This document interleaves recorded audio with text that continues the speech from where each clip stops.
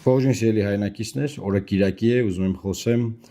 այսօր վաղը մյուս օրը Հայաստանում Երևան քաղաքում Գյումրիում կայանալիք տարբեր միջոցառումներից։ Իսկ միջոցառման գլխավոր մասը դա Երևանում է անցնելու,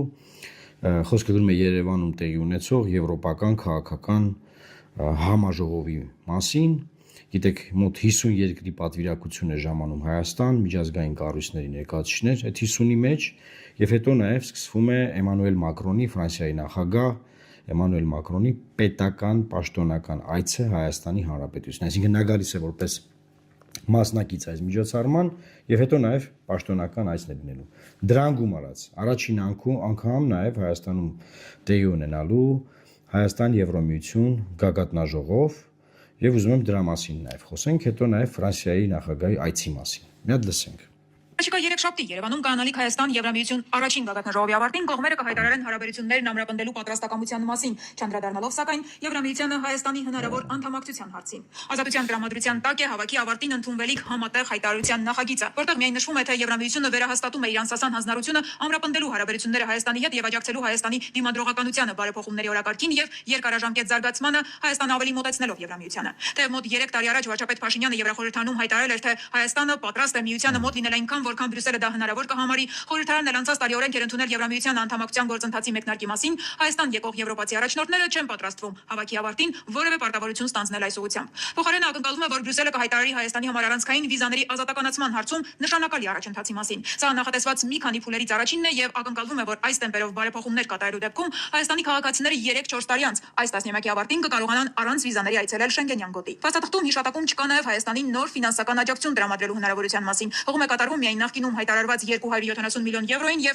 2.5 միլիարդ եվրոին, որը Երևանը կարող է ստանալ դաշինքից նախագծեր ներկայացնելով գլոբալ դարպաս ռազմավարության շրջանակներում։ Մյուս կողմից ակնկալվում է, որ Եվրամիության առաջնորդները Երևանում կդիմեն եվրոպացի գործարարներին հորդորելով ներդրումներ անել Հայաստանում։ Կոնկրետ ներդրումային նախագծերի շարքում նշվում է Սև ծովով էլեկտրաէներգիայի փոխանցման ստորջրյա մալուխի ծրագիրը, որով նախատեսվում է Հարավային Կովկասի էլեկտրացանցը կապել։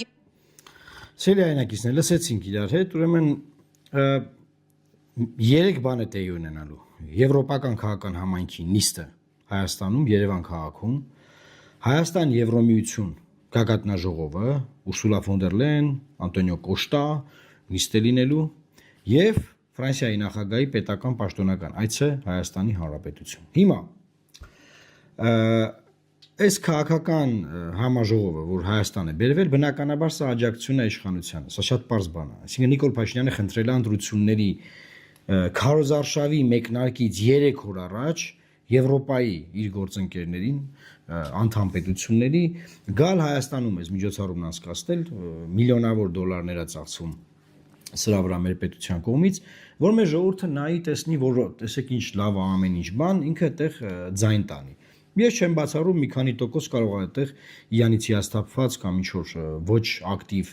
ընտրող, որ մոտավորապես կարող է իրան ընտրել, գնա դրա խաթեր իրան ընտրի։ Մյուս միջոցառումը Հայաստան Եվրոմիություն գագաթնաժողովն է։ Հայաստան Եվրոմիություն գագաթնաժողովին դուք գիտեք, որ անդամակցության մասին խոսակցություն չկա, որովհետև դա սուտ էր, ձեզ խաբել են բոլոր քաղաքական ուժերը, ովքեր ձեզ բանը ստորագրահավաք էին անում, ասում էին անդամակցում ենք, այդ մեկ ստորագրություններով Եվրոմիություն որևէ մեկը դեռ չի միացել ստորագրահավաքով, էլի, այդպես բան չկա։ Եվրոմիությունը այս ուղղությամբ, այս տարածաշրջանի ուղղությամբ ընդլայնվելու պլաններ չունի։ Ով որ ասում է, ունի ձեզ խափում է։ Միայն ձեզ չեն խափում, այս ալիքում։ Ոնց ձեզ անկեղծ ասում են։ Հիմա տեղի ունենալու այդ միջոցառումը, այսինքն վիզաների ազատականացումը 3-ից 4 տարի, դեռ 3-4 տարի կա որ Հայաստանը պետք է ռեֆորմներ անի։ Ես ձեզ անկեղծ ասեմ, այս ռեֆորմները Հայաստանը կարող էր անել 21-ից մինչև 25 թիվը, այսօր վիզաների ազատականացման հարցը դրված էր սեղանին։ Չի արել, որովհետև չկա պոտենցիալ ռեֆորմներ անելու, չկա քաղաքական կամք ռեֆորմներ անելու։ Կա ուղղակի պոտենցիալ Հավայի խոսալու, առավոտից իրիկու, պրոստը Հավայի խոսալու պոտենցիալ կա, գնա գալիս եմ, տես պոտենցիալ կա։ Բայց եւս 3-4 տարի Հայաստանը պետքա տքնի, տարապի այդ ռեֆորմների վրա, որից հետո պետքա քաղաքական որոշում կայացվի, ԵՄ անդամ ցանկացած երկիր, այլ Շենգենյան գոտու։ Մեկ երկիր կարող է վետո դնել եւ այդ հարցը չլուծվել։ Ինչու որտեւ Եվրոմիությունը, Շենգենի պետությունները չեն ուզում նոր Շենգենյան գոտու դուր բացել նոր պետության համար։ Այնա Վրաստանի դեմ դուր ուզում են փակեն։ Այսինքն դեռ 3-4 տարի մենք պետք է ռեֆորմներ անենք, որ հասնենք դրան։ Ես ձեզ վստահեցնում եմ, եթե դուք քվեարկեք մեր օգտին, պարլամենտում մենք ամեն ինչ անելու ենք, որ այդ process-ը արագ լինի։ Արագ, որտեղ այս պոտենցիալը, որը եղել է պարլամենտում, դա զրոական պոտենցիալ է։ Զրոական պոտենցիալ թալանչի գողավազակ դավաճան հողատու բանավեճի վերաբերյալ։ Այդտեղ այդ բանավեճը չի կարա, ասենք վիզայի ազատականացումը, էլի մոռացեք, վիզան որ կազատականացվի այդ բանավեճերով։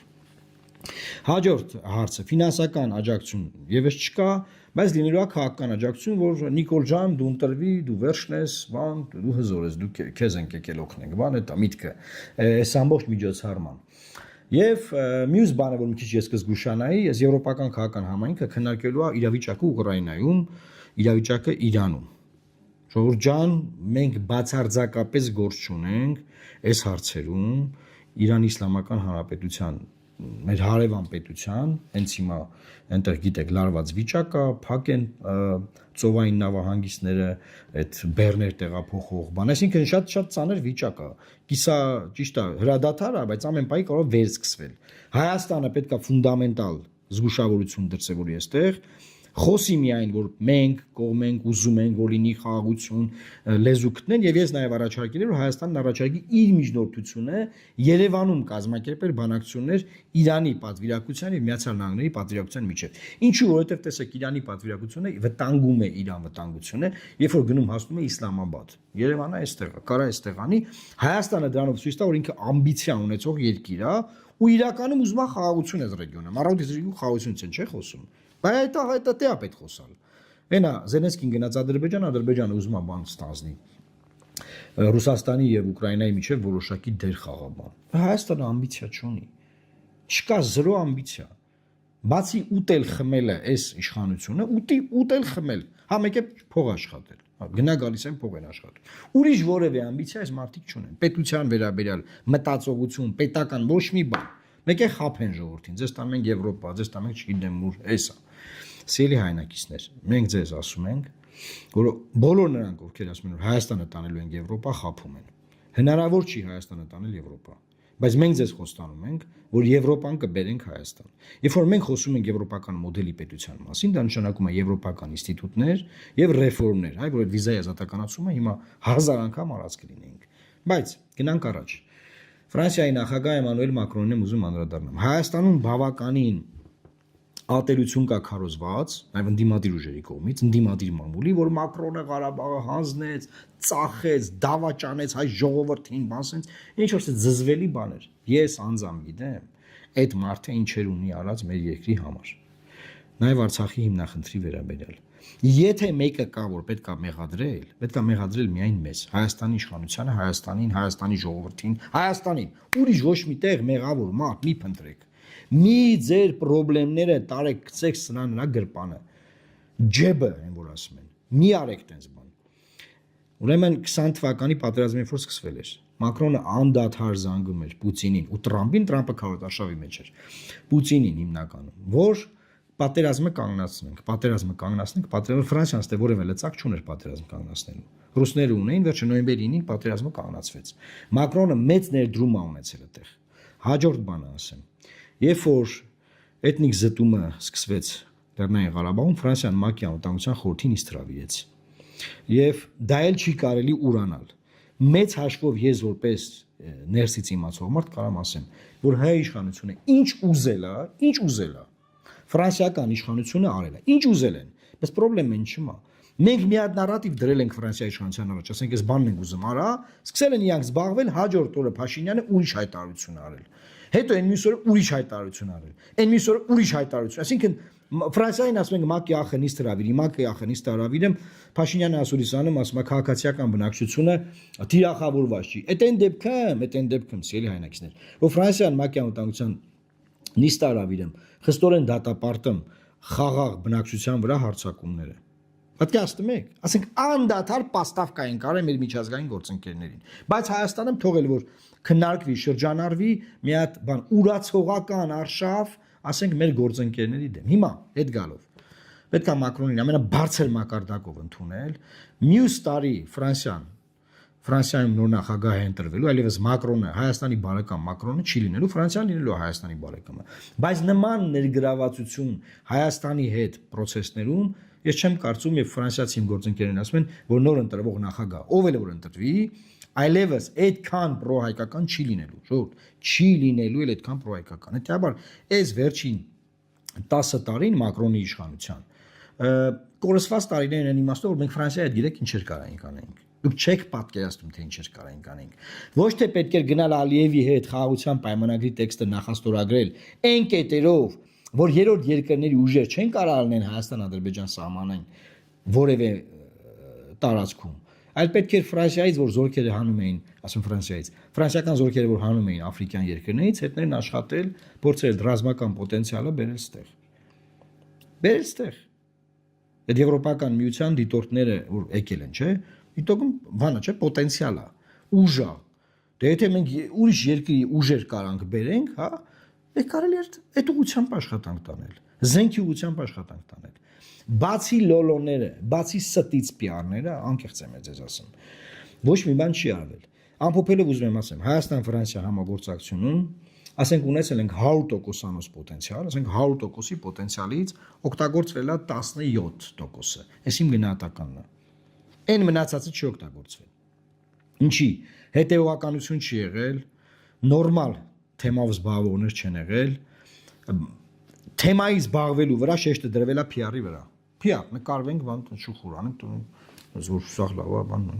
ուժեղ ենք, հզոր բան, տենց ֆունդամենտալ բաց թողնված չանս ասա։ Ու ես ձեզ ասում եմ, քվեարկելով Լուսավոր Հայաստան կուսակցության օգտին, դուք նաև քվեարկում եք Հայաստան-Ֆրանսիա բովանդակային համագործակցության օգտին, որտեղ ես գիտեմ, եւ մեր թիմը գիտի, եւ ին Ֆրանսիայում գտնվող գործընկերները պատրաստ են ամեն ինչ անել, որ այդ գործընկերությունը PR-ից վերածվի բովանդակային համագործակցության։ Ու դադարեցրեք այս ապուշ քննարկումները Մակրոնի դեմ, որ մտամ բանը Մակրոնը Ֆրանսիան Մակրոնը Պրագայում բան Ղարաբաղը հանձնին։ Սա հանձնին։ Ռուսները հանձնին, Ղարաբաղը հանձնին, Ֆրանսիան հանձնեց, Ամերիկան սա հանձնեցին։ Բայց հայերը ոչ մի մեղք չունեն։ Հայերը դե որևէ մեղավորություն չունեն, մենք ինչ մեղք ունենք։ Սա աշխարհը մեղավոր է, հայերի սա խնդիրների մեջ սա աշխարհը մեղավոր է։ Սա, բացի հենց իրանք հայերը, բացի հենց մենք լավ, ասենց ասեմ, որ չասեմ, բանով առանձնացնում եմ։ Ես նաև այս եթերը օգտագործեցի, որ հայ-ֆրանսիական հարաբերությունները եւ անձամբ Էմանուել Մակրոնի դերի մասին խոսեմ։ Ես վստահ եմ, որ հայ-ֆրանսիական հարաբերությունները կարողանալու են բովանդակային իմաստով զարգացնել եւ չթողնել այս PR-ի մակարդակը։ Եվ հույս ունեմ, որ բարձր մակարդակով բնականաբար կընդունենք Ֆրանսիայի Հանրապետության նախագահին։ Տարածեք, լավ մնացեք, Աստված պահպան Հայաստանի Հանրապետությանը։